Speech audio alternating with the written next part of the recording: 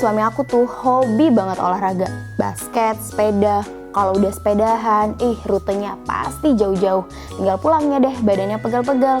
Tapi semenjak aku balur dengan minyak balur sumber waras, pegel-pegelnya cepet banget hilangnya. Anak-anak juga happy kalau misalkan langsung main sama ayahnya. Minyak SW sumber waras, bukan minyak balur biasa.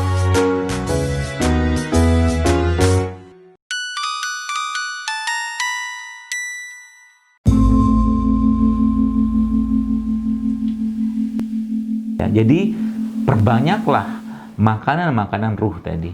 Ya, ini yang kita kerjakan sekarang ini adalah makanannya. Ya, makanan ruh kita. Dia butuh makanan. Jiwa itu ya, dia butuh makanan. Kalau makan itu terus-menerus ya, itu diberikan, maka dia akan tenang, damai dia. Ya. Lain cerita nanti kalau seorang yang tidak menjaga hatinya. Ya. Kita sering baca doa atau mungkin ayat dalam surat Al-Fajr. Yang ayat terakhir yang bunyinya, A'udzubillahi minasyaitonirrajim, ya ayyatuhan nafsul mutmainnah irji'i ila rabbiki radiyatan mardiyah fad'uli ibadi wadkhuli jannati. Wahai jiwa-jiwa yang tenang, kembalilah kepada Tuhanmu ya. Jadi orang-orang yang meninggal itu mereka subhanallah jadi panggil Allah dalam keadaan yang tenang. Gimana mau tenang kalau seandainya hidupnya tiap hari marah-marah, benci-benci, baper-baper, nggak mau membuka hatinya. Ini saya katakan mungkin bisa jadi makanan ruhnya, makanan hatinya kurang, dosisnya kurang. Ya. Nah ini yang perlu Bapak Ibu sekalian atau mungkin kita perlu kerjakan di rumah, ajarkan itu kepada anak-anak, khususnya berkaitan dengan ketaatan tadi. Ya, ketaatan atau perintah dari Allah dan sunnah-sunnah Nabi SAW. Ya, jadi kesehatan itu dimulai dari iman. Ya, kebahagiaan itu dimulai dari iman. Percayalah. Berapa lama ketika kita dulu wisuda S1, mungkin S2 atau mungkin S3 segala macam, atau mungkin menikah, berapa lama kita bahagia? Nggak lama kok bahagianya. Hal-hal yang berhubungan dengan duniawi biasanya, maaf ya. Itu biasanya bahagianya nggak lama. Tapi hal-hal yang berhubungan dengan akhirat atau dengan kebaikan, biasanya ya everlasting bahagianya. Jadi kayak sekarang ini ya saya perlu sampaikan bahwa ya saatnya kita menaikkan kebahagiaan tadi, jiwa kita, keluarga kita dengan lebih banyak lagi melakukan ketaatan kepada Allah Subhanahu wa taala. Ya. Bagaimana caranya? Macam-macam. Baca Quran, bangunin istri malam-malam, sholat tahajud bareng mungkin gitu kan. Atau kalau enggak ajarkan Al-Quran kepada anak atau bapaknya, ibunya ya juga belajar atau baca Al-Quran. Mentadabburi Al-Quran dan mengkaji ilmu. Itu kebahagiaannya di situ. Ya. Baru nanti kita bicara raga. Baru nanti kita bicara memberi asupan kepada tubuh. Ya, percuma Bapak Ibu sekalian, boleh saya katakan percuma raga terus-menerus diberikan bahkan makanan yang sehat sekalipun, tapi ruhnya atau hatinya tidak diberikan asupan. Ya. Maka seorang mukmin atau orang beriman itu sebenarnya dia lebih mementingkan bagaimana memberi asupan kepada kepada ruhnya, kepada jiwa, kepada hatinya. Bagaimana cara kita mengajak itu semua atau bagaimana cara kita mengajarkan itu atau maksa itu ya contoh, tentunya dengan memberikan contoh ya pada diri kita sendiri dan khususnya ya memaksakan diri kita untuk melakukan kebaikan atau ketaatan tadi, dan itu akan menjadi contoh buat anak-anak di rumah. Ya, seperti itu ya, atau mungkin buat anggota keluarga di rumah. Contoh mungkin begini. Kalau Anda, Abdullah bin Abbas mengatakan bahwa pemimpinnya orang di dunia adalah orang-orang yang dermawan. Orang-orang yang ya dermawan sudah tahu lah ya. Maka kita perlu membangun jiwa kedermawanan kita buat diri kita sendiri dan juga pada anak-anak kita ya. Sehingga nanti itu menjadi bahan bakar atau makanan yang terus-menerus dia minta dalam dirinya. Contoh mungkin begini. Ini contoh. Ini kita bicara sehat yang ruh dulu atau hati dulu ya. Biasanya sih ya, biasanya mungkin semoga Allah jaga kita semua. Saya pribadi kadang-kadang ngasih contoh sengaja, ya sengaja memberi contoh kepada anak-anak, ya. Ketika datang ke masjid bawa uang, ya untuk dikencelangin ke masjid. Nah ternyata itu terus menerus dia lihat. Akhirnya ketika dia datang ke masjid, dia tunjuk celengan nih, minta duit, bilang mau celeng di situ. Itu salah satu caranya. Atau juga Bapak Ibu sekalian, Anda bisa mengajarkan, misalkan ada lagi jalan sama anak-anak, sama keluarga, suami atau istri gitu kan, tiba-tiba lihat ada orang susah gitu kan di pinggir jalan, mungkin yang sedang berhenti istirahat ya. Lalu Anda ambil uang dalam jumlah yang mungkin nggak usah tanggung-tanggung, ambil aja semua. Kalau memang hati kita ikhlas, nggak ikhlas juga dipaksain juga. Lalu berikan pada orang tadi dan anak kita yang memberikan. Itu cara untuk membuat mereka juga sehat hatinya.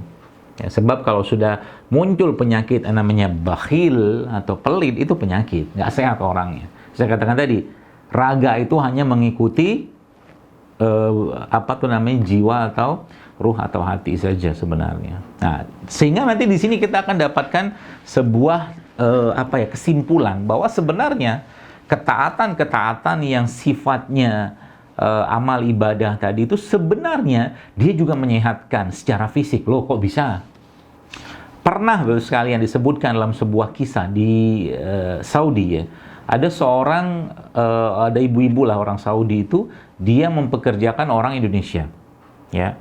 Kemudian saat itu dia agak heran karena si wanita itu yang bekerja di rumah dia, ya sekitar 2 jaman gitu dia bolak-balik ke kamar mandi. Akhirnya dia tanya ke wanita tadi, ya, apa yang kau kerjakan di kamar mandi? Ternyata si ibu ini, ya, ibu yang orang Indonesia yang kerja situ tuh, itu subhanallah, dan ternyata dia ke kamar mandi itu membuang air susunya karena ternyata dia punya bayi yang ditinggalkan, kemudian dia kerja di Saudi. Nah, sebelum kisah ini terjadi, saya flashback dulu. Ternyata ibu ini, orang Saudi ini, ya, wanita muslimah Saudi ini, ternyata dia kena kanker.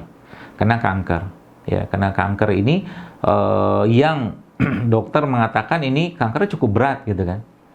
Ya, dan seterusnya lah. Pokoknya penyakitnya berat. Ini kisah nyata, ya. Lalu akhirnya si wanita Saudi tadi, ya, pada saat dia tahu tentang wanita Indonesia yang kerja tadi itu ternyata apa yang dia kerjakan? Dia pulangkan wanita tadi.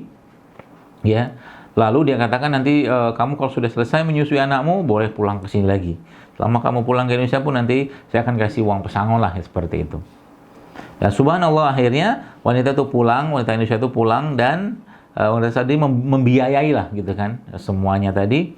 Dan ternyata waktu dicek lagi tumornya atau kankernya itu ternyata sudah hilang. Ini saya katakan solusi langitnya itu yang bisa menjadi pilihan buat kita. Jadi kalau kita bicara tentang menyehatkan raga, kalau saya pribadi ya, kalau anak saya sakit atau siapapun keluarganya sakit, saya akan ambil atau cari dulu atau lakukan dulu ikhtiar langit kalau bahasa saya gitu. Ikhtiar langit itu berupa apa? Ya sedekah, ya mungkin dalam bentuk uang, atau mungkin kita berwakaf, itu sedekah juga. Kemudian kita memberikan makan, ya, kepada orang-orang miskin, seterusnya. Banyak, ya, ikhtiar langit. Nah, ikhtiar langit ini langsung tidak langsung, ya, sadar tidak sadar, dia akan menjadi wasilah kesehatan tubuh atau raga kita. Jadi ibu-ibu sekalian, ya, Bapak Ibu sekalian, jangan pernah lupakan ikhtiar langit ini. Ya, gunakan metodenya.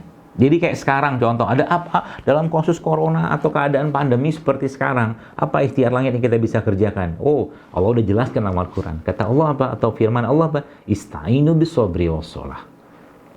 Allah mengatakan, mintalah pertolongan kepadaku dengan sabar dan sholat. Ya, sabar sabarlah melakukan ketaatan, dan sholat, kita tahu sholat, maka kita lakukan sholat sebanyak mungkin yang kita bisa kerjakan.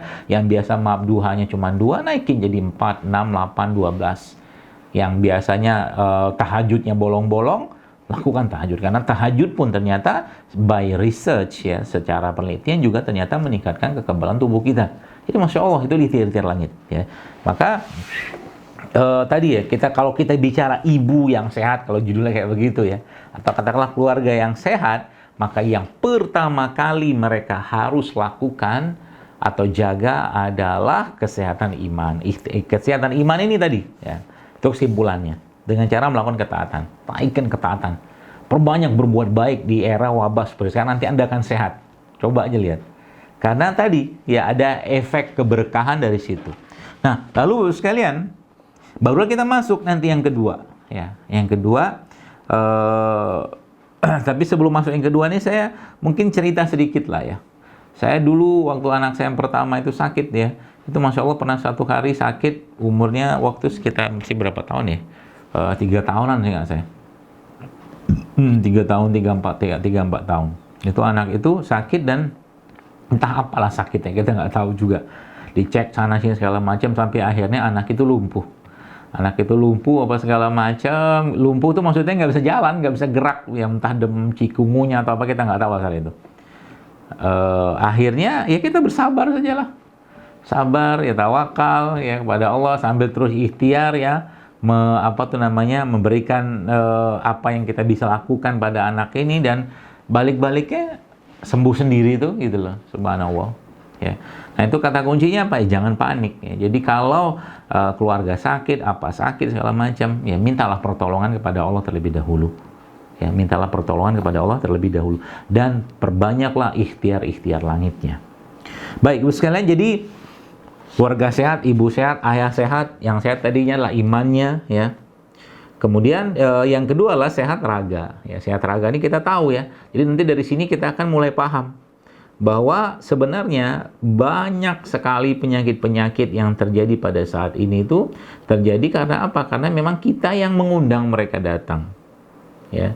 Manusia modern yang mengundang mereka makan atau datang, maaf.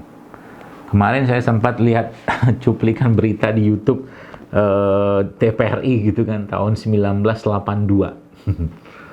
Itu yang nonton ada 2 juta itu, Masya Allah. Jadi waktu saya lihat situ ada rapat pejabat-pejabat lah gitu kan. Itu zaman dulu tuh nggak ada plastiknya, jadi cuman gelas-gelas aja mereka minum. Ya kalau kita tahu sekarang kan kalau udah rapat tuh biasa penuh dengan plastik-plastik kan. Segala macam. Memang ada hubungan dengan apa? Ada hubungan lah jelas ya. Semakin banyak ya makanan-makanan olahan, minuman-minuman olahan yang kita masukkan ke badan kita, maka semakin tidak sehat kita. Semakin tidak sehat tubuh kita. Kalau tidak sehat tubuh kita itu dalam akhirnya menyebabkan lemahnya imunitas seseorang, baik bapak atau ibunya atau calon bapak ibunya, maka kelemahan imunitas tadi akan diwariskan kepada anak-anaknya. Ya, kelemahan ibu bapaknya tadi akan diwariskan kepada anak-anaknya.